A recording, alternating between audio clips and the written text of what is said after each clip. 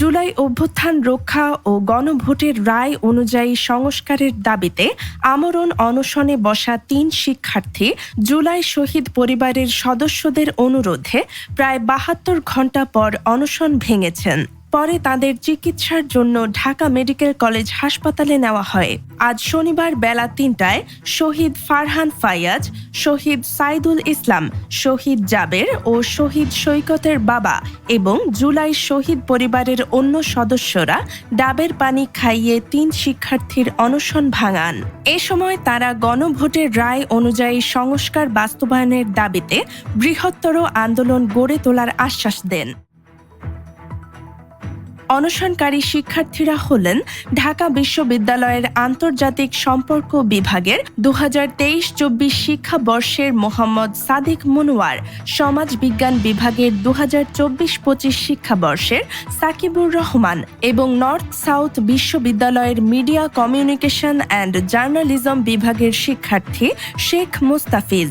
সাদিক মনোয়ার মুক্তিযোদ্ধা জিয়াউর রহমান হল সংসদের কার্যনির্বাহী সদস্য। গত বুধবার বিকেলে ঢাকা বিশ্ববিদ্যালয়ের রাজু ভাস্কর্যের পাদদেশে জুলাই বিপ্লব ও গণভোটের রায় রক্ষাসহ ৩ দাবিতে আমরণ অনশনে বসেন তারা। শহীদ পরিবারের সদস্যদের অনুরোধে প্রথমে সাকিব ও মোস্তাফিজ অনশন ভাঙলেও সাদিক মনোয়ার অসম্মতি জানান। পরে তার শারীরিক অবস্থার অবনতি হলে তিনি অনশন ভাঙেন। অনশন ভাঙানোর বিষয়ে শহীদ পরিবারের সদস্যরা সাংবাদিকদের বলেন, আর কোনো মা বাবা সন্তান হারা হোক তা তারা চান না। এজন্য ৩ শিক্ষার্থীর অনশন ভাঙিয়েছেন। তারা আরও বলেন, আজ যদি অনশন না ভাঙানো হতো তাহলে খারাপ কিছু একটা ঘটে যেতে পারত। এরই মধ্যে তাদের শারীরিক অবস্থার অনেক অবনতি হয়েছে।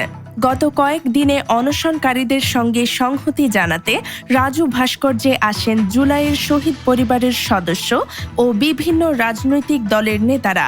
বাংলাদেশ খেলাফত মজলিসের আমির মাওলানা মামুনুল হক, জাতীয় নাগরিক পার্টি এনসিপির মুখ্য সমন্বয়ক নাসির উদ্দিন পাটোয়ারি, ডাকসু ভিপি আবু সাদিক কায়েম রাজু ভাস্কর্যে এসে অনশনকারীদের দাবির সঙ্গে একাত্মতা প্রকাশ করেন।